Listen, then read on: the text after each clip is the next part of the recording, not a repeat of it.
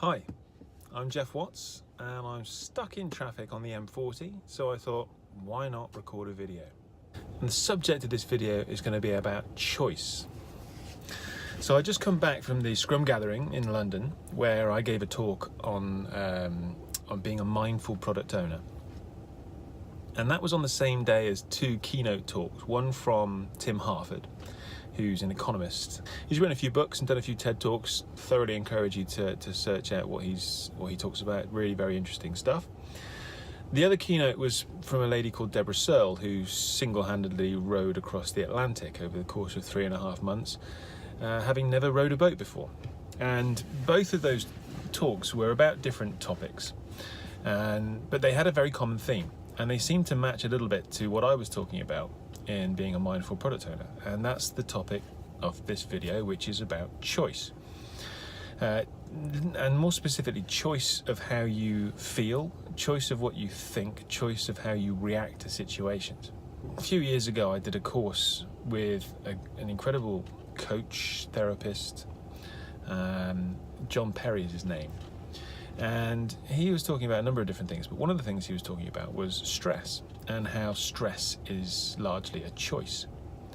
And he used the example of traffic. So hence I'm stuck in traffic right now. And he said that traffic cannot cause stress because not everybody gets stressed by being in traffic. Well, I wasn't the only person in the room to say, but everybody does get stressed in traffic. And John said, well, no, I don't get stressed in traffic, so therefore stress can't be caused by traffic. And everyone wants to know, well, how come you don't get stressed in traffic? And he said, well, I use it as an opportunity to catch up on emails, catch up on a book, listen to some music, do something that perhaps I wouldn't be able to do if I was carrying on driving. Hence, I'm recording this video now. I have an opportunity. I had an item on my personal Trello board, which is I need to record a new video for the YouTube channel. And while I'm driving, I can't really do that. So this is an opportunity, rather than a frustration of being stuck here indefinitely. I've already been sitting here for half an hour, and so it seems on Twitter that I'm going to be sitting here for quite a while. The air ambulance is in attendance further on down the M40. So yeah, this is about choice. Now, I was talking about being a mindful product owner, and a product owner has a number of different challenges. They have difficult stakeholders, they have to make priority calls, they have to make decisions with incomplete information, all of which could be quite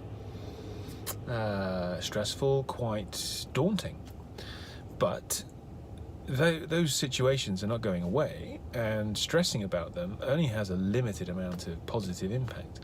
It has some positive impact because if I'm stressing about it, then I'm going to put a lot of thought into it, and I'm not just going to make a flippant decision or a flippant reaction. But actually stressing about it too much is probably counterproductive.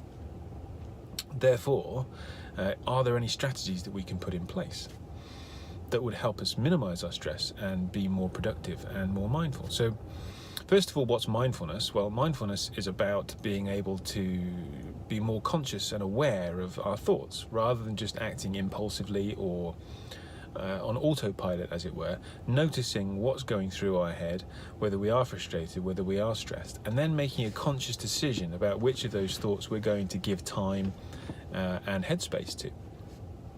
So as a product owner, I may look at a situation with conflicting stakeholders and think, by being mindful, I might realize that actually I'm feeling quite stressed here because I've got this conflict going on, and I've got two people that don't like each other, or I can't please both of them. And if I analyze that thought a little more, why am I worried about pleasing them at all? And it could be because I really want to make sure I've got the best decision. It could be that I'm worried that if those people are angry with me for not giving them what they want project-wise, they might not like me as a person, and being liked as a person might be a driver for me. It might be that I'm worried about the consequences of not giving them what they want. Perhaps there are career consequences as well as product consequences. But if I can analyze why I'm thinking those things, then I can be a little bit more mindful in which of those thoughts I give credence to. And the first thing I could do is I can analyse which of those assumptions that I'm making are true or probable and which of them aren't. Some of them might not actually be true or likely, in which case why waste my time and energy worrying about them? I could just get them off my plate and just cross them off and think, not worth worrying about. If they are worth worrying about, if they are real, if they are probable, if there's a good chance of them happening, then I can decide to set a certain amount of time to work out my reaction to them. So how could I actually reduce the possibility of them happening, or perhaps reduce the negative impact of those consequences, and develop some kind of strategy or plan of action? That would be worthwhile. Equally, any plan that I come up with could fail. So I could also decide to spend a little bit of time thinking about, well, if all my plans don't work out, then do I have a backup plan? Yeah, if my worst fears do come to light, if they do come true, then what could I do to rescue the situation? And I could have, if for example, somebody doesn't actually takes offence at me personally because of a business decision, then I could have a backup plan to that. I could go and speak to them afterwards. I could explain my rationale. I could explain why it's not personal. I could provide some data. I could even try and repair the relationship by seeing them socially. So I have a kind of fallback plan, a rescue plan, if you like. And then the next thing I could decide to spend some time on is, well, and I call this the silver lining option, which is, how could this difficulty be a positive? In a similar way to John Perry talking about being stuck in traffic can be a positive, because I can actually get a chance to do some work that I wouldn't have been able to do if I was driving. How could actually being in this stressful situation, perhaps having two stakeholders challenge each other, or even have one of the stakeholders dislike me, hold me personally accountable for a business decision that I've made, how could that be a positive? And I might think, well, actually this shines a light on the ethics, the integrity of those stakeholders. And if in the future I know if I have a situation where I need to figure out who can I rely on, then I've got much more data and much more information about my stakeholders and where to put my trust and reliability. Now, I've adapted this kind of thought process, this kind of mindfulness process, from a TED talk I saw by a guy called Tim Ferriss. And Tim calls this process fear setting. Well, kind of this thought process. Like I said, I've adapted it. So Tim doesn't talk about silver linings or anything like that, but he does talk about naming your fears and having a plan to reduce them and a plan to rescue them. And I find this kind of thought process is quite a rational and analytical way of helping me and some of the people, product owners, scrum masters, leaders, become a little bit more mindful in the way that they're approaching things. Going back to John Perry, he was talking about different models of sort of analysing stress. One of them was the ABC model, the activating event, in which this case could be traffic. There's a belief that's underpinning that I'm going to be late, or I'm frustrated, or I'm wasting my time. And it's the belief rather than the activating event that actually causes the stress consequence.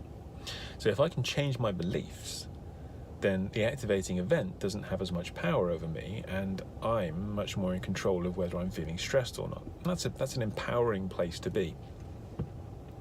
If I now know that it's not the traffic that gets me stressed, but my reaction to the traffic, then I'm much more in control of my reaction than I am of actually the traffic. And actually ownership of your part that you're playing in your stress. So there you go. That's me taking advantage of being stuck in traffic, which years ago I would have been incredibly stressed about, incredibly frustrated. I'd have been worried about the fact that I was supposed to be meeting up with somebody. I was supposed to be checking into an Airbnb, and I had agreed to meet somebody. I hate letting people down. But now I know that I can get in touch with that person. I know that there's a backup plan of other hotels in the area if they actually cancel my reservation because I'm late. And I also know there's a silver lining in that, well, I can actually get on with some work. I hope that helps. And this is a little bit lo-fi. There's very little animation here, but hey, it's on the fly. It's ad hoc. Wasn't expecting it. See you next time.